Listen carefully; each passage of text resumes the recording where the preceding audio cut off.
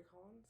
I am a current undergraduate researcher studying at Maryville University, conducting a research study on hypersegregation and its legacy of racism in the United States, specifically measured by mortality rates of these hypersegregated communities, focusing on our African American citizens and how this is affecting their communities specifically.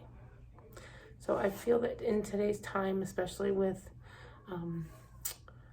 critical race theory needing to be taught and some other things that need to be addressed, we need to talk about real systemic racism and real issues that affect privilege and opportunity in our country. What is a bigger privilege and opportunity than livelihood and years to live and your mortality rate and mortality age? So I feel this study is very timely and it needed to happen, and I feel that the results have definitely supported the previous studies that have been out there.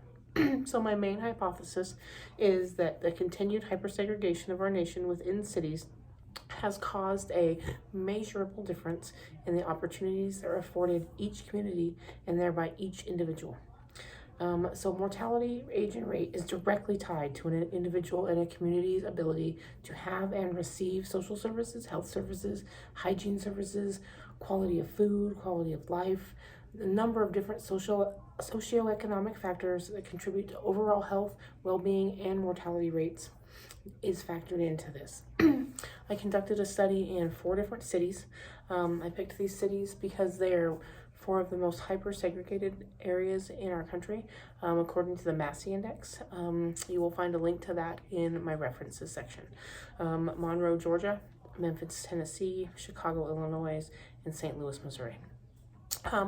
They all rate very high on Massey's scale. The scale relates to how many people of a specific minority or cultural group are in an area comparative to other members who are not specifically of that same ethnic, cultural, or racial group in that area. Their amount of area per square foot that each person has, and also socioeconomic levels and a few other things that kind of characterize this index. It's definitely a really important study and something, if you have time to take a look at, I recommend highly.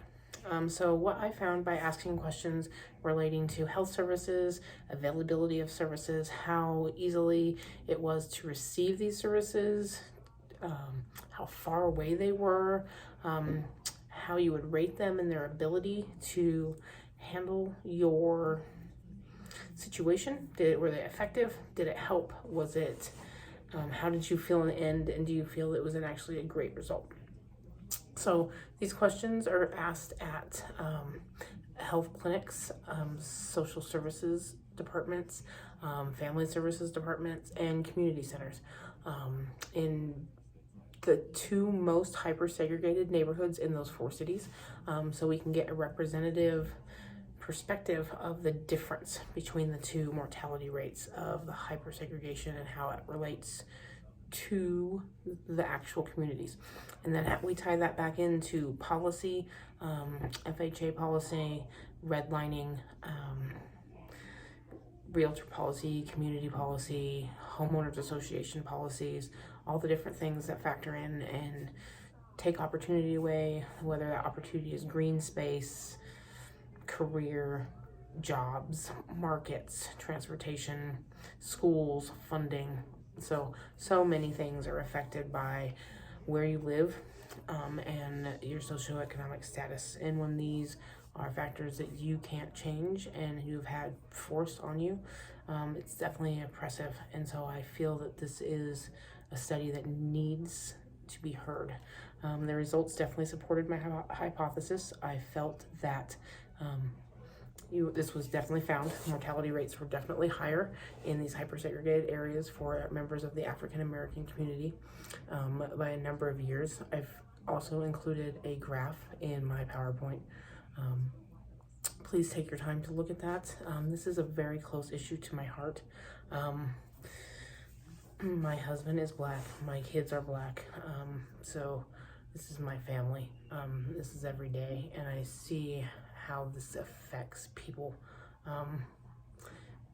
So I definitely think funding needs added to this. I definitely think without more studies, more research, more knowledge being brought to this topic, it won't have the attention or the light it deserves, so that we can fix these issues, so we are able to afford everybody the privilege and opportunity that we all deserve in our country. Thank you for your guys' time. It was really great trying to express my ideas, and I hope you find this study as worthwhile as I do. Have a great night.